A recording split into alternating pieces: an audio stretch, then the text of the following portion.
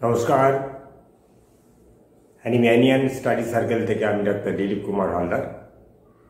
অনেক দিন পরে আজকে একটা নতুন ওষুধ অ্যাসিড ফস বা ফসফরিক অ্যাসিড, পুরো নাম অ্যাসিডাম ফসফরিকাম, যেভাবেই বলা হোক না কেন, নাম দিয়েই বোঝা যাচ্ছে এটা অ্যাসিড থেকে তৈরি হয় এবং অ্যাসিড জাত একটা মেডিসিন। প্রথমেই আমি একটা কেস বলি। একটা 15-16 বছরের বাচ্চাকে নিয়ে একদিন এক মা এলেন, বলছেন যে এই 6 অব্দি ফার্স্ট হতো, 7 আর ফার্স্ট হয়নি, সেকেন্ড থার্ড হয়েছিল। এখন এইটে উঠে আর কিছুই করতে পারছে না, ও কিছুতেই পড়া মনে থাকে না। ওকে আমি পড়াই, কিন্তু এখন দেখছি পড়া বই বন্ধ করলে আর ওর কিছুই মনে থাকে না। পরীক্ষায় লিখতে গিয়ে কিছুই করে আসতে পারছে না। কিন্তু একটা সমস্যায় পড়েছি, আপনি এটা ব্যবস্থা করা যায় কিনা দেখুন। কি ব্যাপার? ওর পড়তেই ওর ভালো লাগে না, শুয়ে শুয়ে থাকে। আগে বন্ধুবান্ধব ছিল, অনেক বন্ধুবান্ধবের সঙ্গে যেত, এখানে ওখানে যেত, কিংবা তারা আসতো। এখন ও আর কারোর সাথে কোথাও যায় না, বলে ওরা ভালো না, বললেই বলে ওসব বন্ধুবান্ধব ভালো না।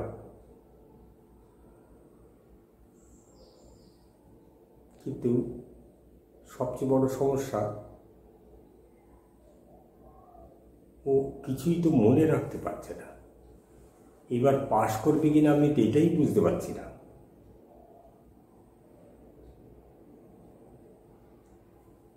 এই কেস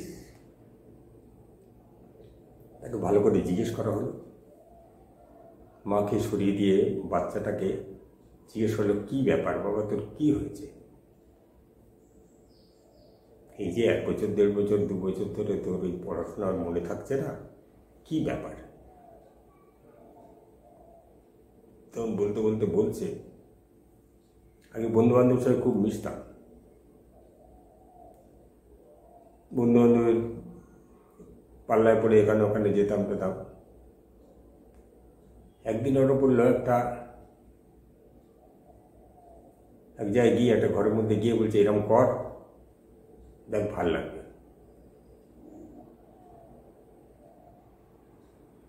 ওরাও করছে, আমি এরকম করে দেখলাম। তারপর থেকে ওইটা একটা নেশা হয়ে গেল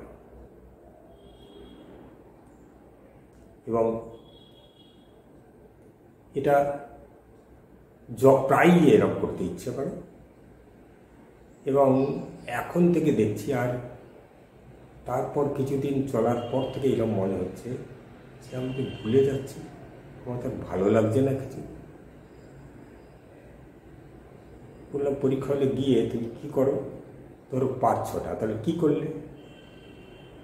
বন্ধুবান্ধবকে জিজ্ঞেস করো না? বললে না, আমি কেউকে জিজ্ঞেস করি না, কিছু করি না। তার মানে ওই বন্ধুবান্ধবকে ম্যাস্টারবেশন শিখিয়ে দিয়েছে এবং এইটা এই 1-1.5 বছর ধরে বারবার করার পর এই অবস্থাটা তৈরি হয়েছে। তারপর ওর কোনো কনফিডেন্স নেই, কিন্তু কাউকে কিছু জিজ্ঞাসাও করে না। এইসব পয়েন্ট ধরে ওকে অ্যাসিড ফস দেওয়া হলো। তুমি 30, পরে 200, তারপর 1 অবধি দেওয়া হয়েছে। এই পরিস্থিতিতে এবার আমরা আসি, এই যে মানুষ ছেলেটা, তার জীবনী শক্তি যে দুর্বল হলো, অর্থাৎ ভাইটাল প্রিন্সিপাল যে ডিসঅর্গানাইজড হয়ে অসুস্থ করে দিল, কেন করল? অর্থাৎ ফ্যাক্টরস অফ এলিমেন্টস সেটা আজ একটু আলোচনা করে নেওয়া যাক ফার্স্ট, তারপর এর ডিটেলসে আসছি। তাহলে এলিমেন্টস ফর্ম যদি দেখি তাহলে দেখব কি থেকে এই মানুষটার ভাইটাল বেসিয়াল ডিসঅর্গানাইজড হলো, কি হলো? অ্যাঙ্গার থেকে হতে পারে, অ্যাঙ্গার সাইলেন্ট সেখানে হতে পারে, অর্থাৎ কি রাগ প্রকাশ করলেও হতে পারে, রেগে গিয়ে প্রকাশ করলেও হতে পারে। রাগ যদি প্রকাশ নাও করে, মনের মধ্যে রাগ চেপে রাখলে সেক্ষেত্রেও এর জীবনী শক্তিকে নাড়িয়ে দিতে পারে এই ঘটনাটা। Anxiety,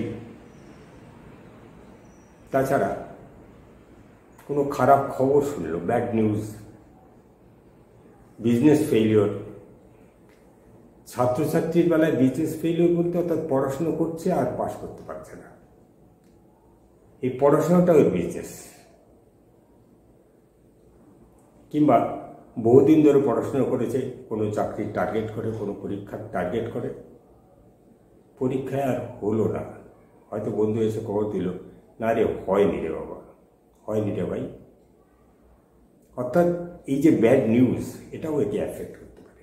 bad news, business failure, তার মানে এতদিনের পরিশ্রম সমস্ত ফেল হয়ে গেছে, সমস্ত পরিশ্রম ফেল হয়েছে, এটাকেও আমরা বিজনেস ফেইলিওর ধরতে পারি। কেয়ারস ওয়ারিস কি হতে পারে? একটা ছেলে হয়তো তার বাবা অসুস্থ কি মা অসুস্থ, তার জন্য বহুদিন যাবৎ নানাভাবে নানা কিছু চেষ্টা করে, যে আজ এখানে ডাক্তার, ওখানে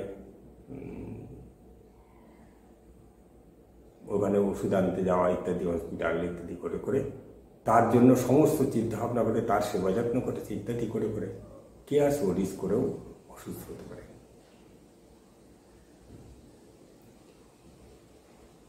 আর কি হতে পারে? Love disappointment, death of loved one. শুধু ডিসঅ্যাপয়েন্টমেন্ট থেকেও হতে পারে। ডিসিভ ফ্রম ফ্রেন্ডশিপ, অর্থাৎ ফ্রেন্ডশিপ ডিসিভড হতে পারে। এইসব কারণ থেকে হতে পারে। ABCD E কি? Emotion, bad emotion, emotional excitement, fear, fruit, friendship deceived, অর্থাৎ বন্ধুবান্ধবের দ্বারা প্রতারিত হওয়া, ভয় পাওয়া বা আতঙ্কিত হয়ে পড়া ইত্যাদি নানা কিছু থেকে হতে পারে। হতে পারে গ্রিফ থেকে, গ্রিফ প্রলংড, বহুদিন যাবত থেকে তার গ্রিফ। হোম সিকনেস, অর্থাৎ কিনা বাড়ির জন্য মন খারাপ করে, মন খারাপ কীরকম করে, বাড়িতে থাকতে বেশি ভালো লাগে। তার মানে কি ওর বাড়ি বলতে কি বাড়ির যে আন্তরিকতা, অর্থাৎ মা বাবার আন্তরিকতা সবচেয়ে বড়, সেই রকম আন্তরিকতা ভালোবাসা যেখানে নেই সেটাও এর পছন্দ হয় না, ভালো লাগে না। তাই হোম সিকনেস। আমরা অ্যাবসেন্স অফ প্যারেন্টস থাকলেও আমরা সেটা হোম সিকনেস দেখতে পারি। যার মা মরে গেছে, মা বাবা কেউ নেই, সেক্ষেত্রেও আমরা হোম সিকনেস ধরতে পারি। কারণ সেই হোমের যে আন্তরিকতা, হোমের যে ভালোবাসা, হোমের যে অ্যাট্রাকশন, সেটা তার প্রতি হারিয়ে গেছে। জেলাসি, জেলাসি থেকে হতে পারে হোম সিকনেস, আমি বলেছি।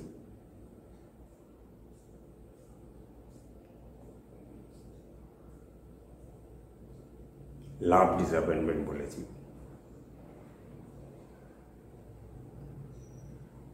মর্টিফিকেশন, অর্থাৎ মনে কষ্ট থেকেও হতে পারে। এমব্রাসমেন্ট থেকে হতে পারে।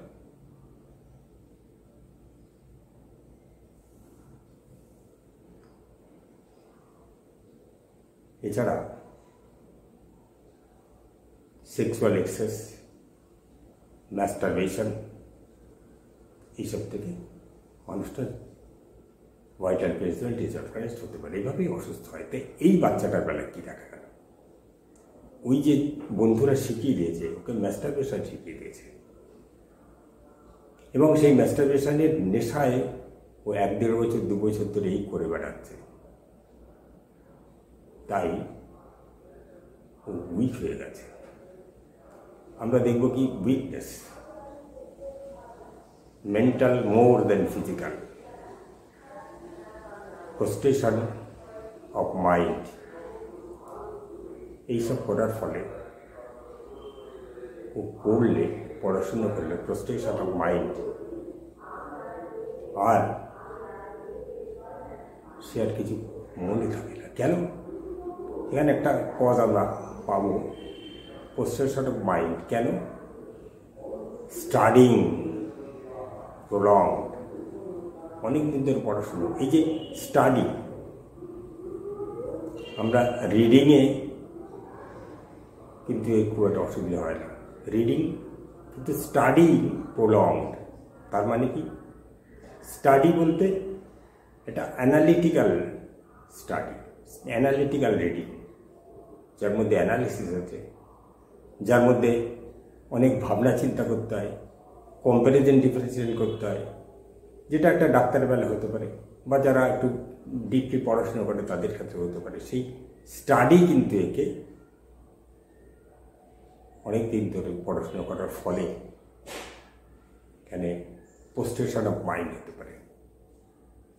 তো ওই ছেলেটা বেলা কী হয়েছে?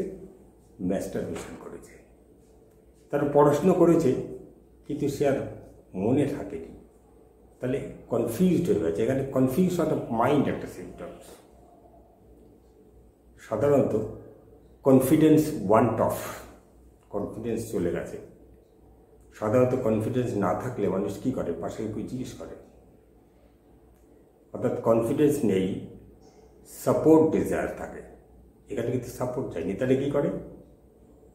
ও সাপোর্ট দেবে না, ওতে অন্যকে দোষী সাব্যস্ত করেছে, বন্ধুরা ভালো না বলেছে, অর্থাৎ রিপ্রোচিং আদার্স, আবার রিপ্রোচিং সেলফও আছে। এই যে এই কাণ্ডগুলো করেছে, এটা এর ভালো লাগে। আমরা যার জন্য সিমটমস পাবো অ্যাংজাইটি, কনসায়েন্স অ্যাংজাইটি, ম্যাস্টারবেশন আফটার। অর্থাৎ এই কাণ্ডটা করার পর ও ভাবছে এর বিবেকে দংশন হয়েছে, আরে এটা করলাম কেন, কেন এটা করছি আমি, এইভাবে ওর বিবেক দংশন হয়। এটা আমরা একটা মেটাফরিক্যালি ইউজ করতে পারি। ম্যাস্টারবেশন বলতে কি? এমন একটা কাজ যেটা একাত্ম হয়ে করে, ভালো লাগে, কিন্তু যার কোনো পজিটিভ এফেক্ট নেই, পজিটিভিটি নেই, প্রোডাক্টিভিটি নেই। ম্যাস্টারবেশনে কোনো প্রোডাক্টিভিটি নেই। কিন্তু কোয়েশন কি? কোয়েশনে প্রোডাক্ট আছে, প্রেগনেন্সি হয় কোয়েশনে। অর্থাৎ আনপ্রোডাক্টিভ অ্যাকশান, যেখানে তার মনোযোগ দিতে হয়, চিন্তা ভাবনা করতে হয় এবং একাত্ম হয়ে করতে হয়, কিন্তু তার ফল জিরো। সেই ক্ষেত্রগুলোতেও মেটাফরিক্যালি আমরা ধরতে পারি ম্যাস্টারবেশন। সেই ক্ষেত্রগুলোতেও অ্যাসিড ফোর্সকে কাজে লাগে। অ্যাসিড ফোর্সের কনফিডেন্স নেই, কনফিউশন অফ মাইন্ড আছে। আর কাছে মেমোরি, উইকনেস অফ মেমোরি। কীরকম মেমোরি? এতটা উইক, পড়ছে, মা বলছে, ওই যে মা বলল না, পড়ে আর মনে থাকে না। ওই বই বন্ধ করলেই যেন আর মনে থাকে না। সকালে পড়ছে, বিকেলে মনে নেই। সকালে পড়ে স্কুলে গেল, পরীক্ষায় লিখতে পারলো না। মা এই কথাগুলো বলছে যে পড়েছে, পড়ে বই বন্ধ করার পর আমি জিজ্ঞেস করতে আর পারে না। এখানে এর কাছাকাছি আরেকটা ওষুধ মনে আসে, ক্যালিফস। ক্যালিফস আরও dangerous. Memory, weakness of memory, what has read just has তো এক্ষুনি পড়েছে, এক্ষুনি কি বলছে আমি বলেছি এর আগে একবার, ওই যে আতা গাছে তোতা পাখি পড়ছে পড়ছে, তখন এই জিজ্ঞেস করছে কী পাখি, ও বলতে পারবে না, এটা কেলিফস। কিন্তু অ্যাসিড ফস কি, যেটা পড়েছে এক্ষুনি পড়েছে সেটা না, যেটা পড়েছে এক্ষুনি পড়েছে বলতে পারবে, যে কিছুক্ষণ আগে পড়েছে, পড়লো বই বন্ধ করলো আর পারবে না। মা বলছেন যে আধ ঘন্টা পরেও যদি জিজ্ঞেস করি ও আর পারে না, এটা কেলিফস। তাহলে কেলিফসের বিশেষত্ব কি হলো, ও যা পড়ে বই বন্ধ করার পরে আর পারছে না। আর কেলিফস এটা অ্যাসিড ফস, আর কেলিফস পড়তে পড়তে জিজ্ঞেস করলেও পারছে না। কনফিডেন্স এত কম, একটা একটা করে ওয়ার্ড লিখে মাকে জিজ্ঞেস করছে, না দেখো তো হয়েছে কিনা, একটা করে ওয়ার্ড লিখছে, দেখছে, বলে ঠিক আছে। মা যদি না দেখেও বলে ঠিক আছে, তাহলে হ্যাঁ ঠিক আছে, ও লিখে যাচ্ছে, কিন্তু পাচ্ছে। কিন্তু ওর কনফিডেন্স নেই, কনফিউশন অফ মাইন্ড, ও সাপোর্ট চাইছে। কেলিফস সাপোর্ট চায়, তাই মাকে বারবার জিজ্ঞেস করছে এটা কোথাও হয়েছে কিনা, এটা কোথায় হলো কিনা। অ্যাসিড ফর সাপোর্টও চায় না, তাহলে কি হবে, কি করবে বুঝে উঠতে পারে না, তাই এর ক্যাপ্রিসিয়াস। আমরা ক্যাপ্রিসিয়াসনেসেও অ্যাসিড ফসকে পাবো। অ্যাসিড মা বলছে আগেও বন্ধু বান্ধব ছিল, অর্থাৎ আগে কোম্পানি চাইতো, এখন আর সঙ্গী সাথী চায় না, কোথাও যেতে চায় না, বেরোতে চায় না, ঘরের মধ্যেই থাকে, বাইরে বেরোলে ওর ভালো লাগে না, এমব্রাস ফিল করে, এমব্রাসমেন্টেও আছে, লোনলিনেস, একা থাকতে চায়। আসলে কি গন্ডগোলটা কোথায় হচ্ছে, আমরা একটু যদি চিন্তা করি, অ্যাসিড ফস অর্থাৎ এটা অ্যাসিড ফ্যাক্টরস আছে, ফসফরাস আছে। ফসফরাসে কী করে, কমিউনিকেটিভ, অর্থাৎ কমিউনিকেশন চায়, তাই এটা অনেক বন্ধুবান্ধব ছিল, কোম্পানি ডিজায়ার ছিল। পরে দেখলো বন্ধুবান্ধব, ওই যে মা বলছে বন্ধুবান্ধব বলছে বন্ধুরা ভালো না, ওই যে খারাপ বুদ্ধি দিয়েছে, ও এখন বুঝতে পারছে এটা খারাপ, ও বুঝতে পারছে এইটাই আমি ভুল করেছি, অর্থাৎ রিপ্রোসিং ওয়ানসেলফ, সেখানেও অ্যাসিড ফস আছে। কিন্তু ওই বন্ধুবান্ধব যেহেতু এরকম করেছে, তাই বন্ধুবান্ধব ভালো না, ওটা ভালো না, তাই রিপ্রোসিং আদার্সে আছে অ্যাসিড ফস।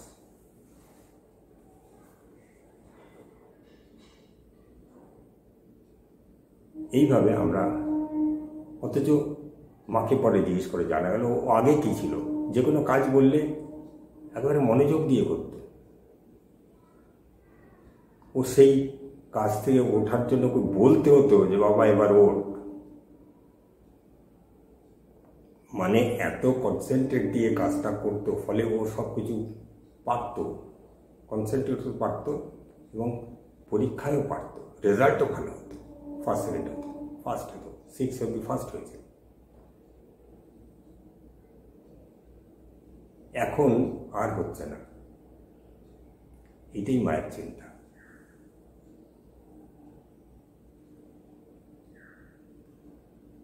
তাহলে যে কোনো কাজ যখন করত মনোযোগ দিয়ে তার মধ্যে ডুবে যেত, যখন ম্যাস্টারবেশন করেছে সেটার মধ্যেও ডুবে যেত। তাই জন্য রুব্রিক আছে আমরা পাবো ড্যান্সিং আনকনসাস। ড্যান্সিং কি, ড্যান্সিং একটা কাজ যার মধ্যে রিদিম আছে, ছন্দ আছে, নিয়মকানুন আছে। সেই জন্য ওই যে মা যে বলছে যে পড়তো আগে খুব মনোযোগ দিয়ে যা বলতাম পরিষ্কার সুন্দর করে বলতো, তার মধ্যে আর মনোযোগ এত থাকতো তোকে ডিস্টার্ব করা যেত না, অর্থাৎ ড্যান্সিং আনকনসাসলি করতো। কিন্তু তার প্রোডাক্ট জিরো। আগে হতো প্রোডাক্ট, তখন ফার্স্ট হতো, এখন প্রোডাক্ট জিরো। এখন তাই ভাবছে